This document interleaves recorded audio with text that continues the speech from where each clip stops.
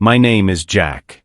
I'm 37, living in a small town just outside Austin, Texas. I grew up on my family's ranch, a sprawling piece of land that's been in our family for generations. It's not just a home, it's a legacy.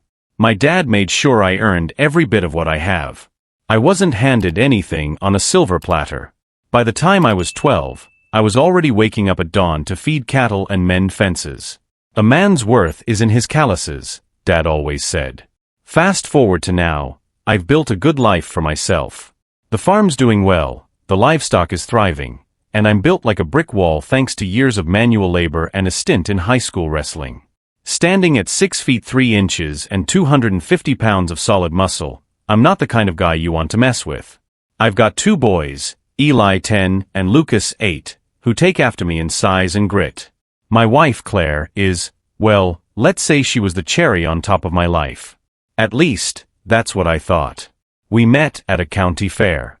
She was running a booth for some local boutique, dressed like she just stepped out of a country music video, cowgirl boots, a sundress that hugged her just right, and a smile that could melt steel. I was hooked. One date turned into 2, and before long, she moved into the ranch. My mom wasn't thrilled. She thought Claire was too much of a city girl, not cut out for ranch life. Turns out, Mom was onto something, but I didn't want to hear it back then. For a while, things were great.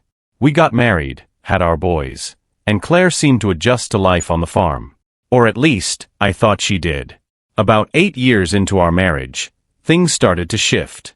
The intimacy between us had dwindled, replaced by polite conversations and distant glances. I chalked it up to the daily grind. Raising 2 kids, running a farm, it takes its toll. Then Claire started dressing differently. Tighter jeans, low-cut tops, makeup done just right even when she wasn't going anywhere special. I'll admit, I enjoyed the change. For a while, it brought some spark back into our marriage. But I was too stupid to see the warning signs. It all came to a head one Thursday. My father had been diagnosed with cancer and moved into a place closer to the hospital. With my parents out of the house, I'd taken on more responsibilities around the ranch.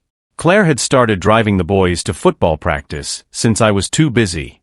"They've got a new coach," she'd said one night, her tone just a little too excited. I didn't think much of it. That was my first mistake. A few weeks later, I decided to surprise my boys at practice. I left the ranch early, pulled up to the field, and saw Eli and Lucas out there running drills. But Claire? Nowhere in sight. I wandered around, figuring maybe she was in the stands or chatting with other parents. When I couldn't find her, I headed to the restroom before driving back. That's when I heard it. The sound was unmistakable, moans echoing from a locked stall. My gut twisted, but I still tried to rationalize it. Maybe it was a couple of dumb teenagers messing around. Then I heard her voice. "Oh Jeff," harder. "Don't stop." The world stopped spinning. I leaned against the wall, suddenly needing it to hold me up. My wife. In the bathroom. Screwing the kids' football coach. I stayed rooted to the spot, listening to every sickening sound. When they finally came out, laughing and fixing their clothes, I peeked around the corner. There she was, giggling like a schoolgirl, her hand lingering on his chest. "You make me feel alive," she said. Jeff grinned, pulling her in for a sloppy kiss. I can't wait for next time. Neither of them saw me as they walked out, arm in arm, like they didn't have a care in the world. I clenched my fists, my entire body screaming at me to do something, anything.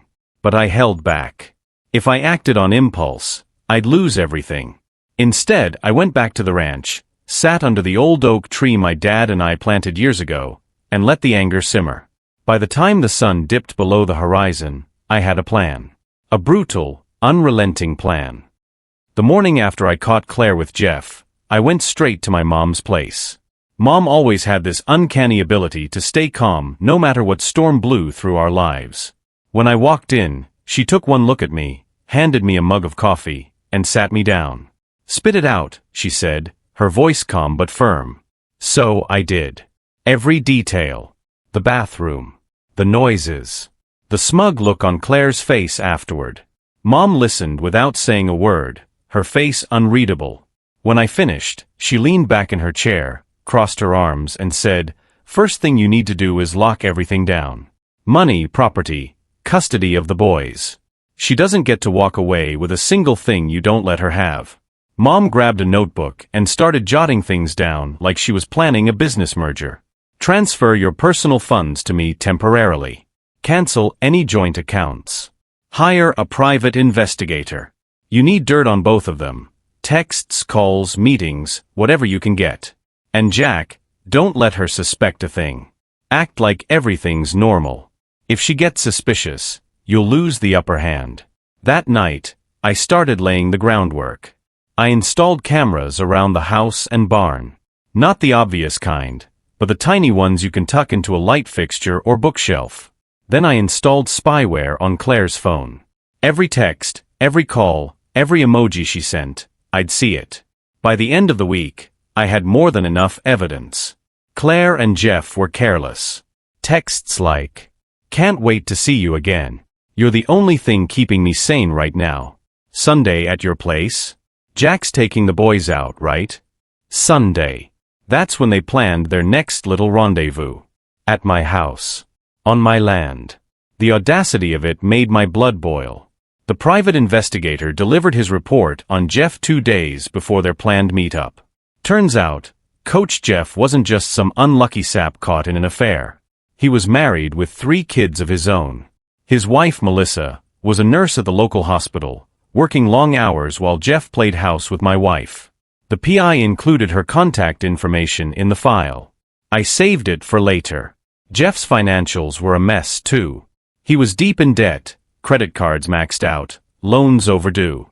His coaching job barely kept the lights on. I almost laughed. A broke, deadbeat coach. That's what Claire was throwing our life away for? Pathetic. Sunday morning, I kept up appearances. I took Eli and Lucas to see my parents, who were thrilled to spend time with the boys. Claire faked a headache to stay behind, giving me some half-baked excuse about needing rest. I kissed her on the cheek and left, acting none the wiser. Once the boys were settled at my parents' house, I doubled back to the ranch. Jeff's rusted old truck was already parked a few yards down the driveway, hidden behind a cluster of trees. I pulled up quietly, parking out of sight, and went straight to my workshop. Inside, I grabbed his old double-barrel shotgun and loaded it. Not because I planned on using it, but because the sound of a shotgun racking is a universal language for, "You've messed with the wrong man." Then I logged into the cameras on my phone. I walk into the house, and there they are in my bedroom. Claire, on all fours. Jeff, playing the role of stud. I clenched my jaw, forcing myself to stay calm. I sent a text to Melissa, Jeff's wife. It was simple. "Thought you'd like to see what your husband's up to." And attached live camera feedling. It didn't take long for her to reply. "He's dead to me." I chuckled to myself. "Not just yet, Melissa. But he will be." Then I go out and let the dogs out, letting them smell the baseball cap I took from his truck. 6 of them, big, loyal, and protective. They bolted toward the house, barking like hellhounds. Claire's scream pierced the air, followed by Jeff ran out of the front door, stark naked, clutching his clothes in one hand. He was about to limp back to his truck, but stopped dead in his tracks when he saw me with the gun in my hands. "You lost," I said, my voice calm but cold. Jeff's eyes widened. "Listen, man, I can." Before he could finish, I racked the shotgun. The sound echoed across the yard, and he flinched like a scolded dog. "Run," I said. He took off toward the barn, his bare feet crunching on gravel. That's when I opened the barn door. Out came Titan, my bull, 1,500 pounds of muscle and rage. Jeff didn't stand a chance. Titan charged, goring him in the side and tossing him a good 10 feet into the air. He landed with a sickening thud, groaning in pain. I walked over, grabbed him by the collar, and hauled him to his feet. "You think you're a man?" I growled. "Messing with another man's wife? On his property?" Jeff whimpered something about being sorry, but I didn't care. My fists answered for me. I laid into him, punch after punch, until he crumpled to the ground like a rag doll. By the time I was done, he was barely conscious, bloodied, and broken. I stepped back, breathing hard, and called 911. "There's an intruder on my property," I told the dispatcher. "Looks like he had some kind of accident with my bull. You better send an ambulance." When the cops and paramedics arrived, I played my part perfectly, the concerned landowner who'd stumbled upon a trespasser in the wrong place at the wrong time. "I saw him running around naked on my property," I told the deputy, keeping my tone calm but annoyed. "Thought he might have been on drugs. My dogs chased him out of the house, and he must have startled the bull. Titan's not a fan of strangers." Jeff was barely coherent as they loaded him onto the stretcher. His face was a swollen mess, his ribs clearly broken, and there were bite marks on his legs from the dogs. The paramedics didn't even question the story. It was Texas, after all. Trespassing accidents weren't exactly rare. The deputy nodded. "We'll take your statement down at the station, Mr. Carter. You have every right to defend your property." I gave him a firm handshake and drove into town, where my lawyer was already waiting. We breezed through the formalities. Trespassing, misunderstanding, yada yada. No charges were filed. Jeff's humiliation would have to suffice for now. When I got back to the ranch, Claire was sitting on the bed, her makeup streaked with tears. She must have pieced together what happened. The moment she saw me, she started her performance. "Jack, I can explain." I held up my hand. "Don't bother." From my pocket, I pulled out the divorce papers. Everything had been prepared days in advance. I dropped them on the bed in front of her. "Sign them," I said flatly. She stared at the papers, then back at me, her mouth opening and closing like a fish out of water. "Please, Jack. Don't do this. It was a mistake." A mistake. I interrupted, my voice low but cutting. "A mistake is spilling your coffee or forgetting to lock the gate. Screwing another man in my house, while our kids are at practice, isn't a mistake. It's a choice. And you made it." Her tears came harder now, and she reached for me, but I stepped back. "You can leave tonight, or you can wait for the court to handle it. Either way, you're done here." A few months later, we met in court. Claire's lawyer didn't put up much of a fight. The videos, texts, and witness statements I had were airtight. The judge barely needed convincing. When her lawyer tried to argue for 50% of the assets, my lawyer, Mr. Ellison, stepped in like a bulldog. "Your Honor, my client doesn't own the property. It's in his parents' names. His only assets are a few $1,000s in his personal account. As for spousal support, he works as a farmhand for his family business, earning a modest hourly wage. We propose $200 in alimony and child support combined. Generous, considering the circumstances." Claire's face turned red as the judge nodded in agreement. "Petitioner will receive $200 per month for alimony and child support. Assets to remain with the respondent's family. Custody arrangements will follow standard visitation schedules." When the gavel dropped, Claire lost it. "You ruined my life," she screamed, lunging toward me. Before I could react, my mom, who had come to support me, stepped in.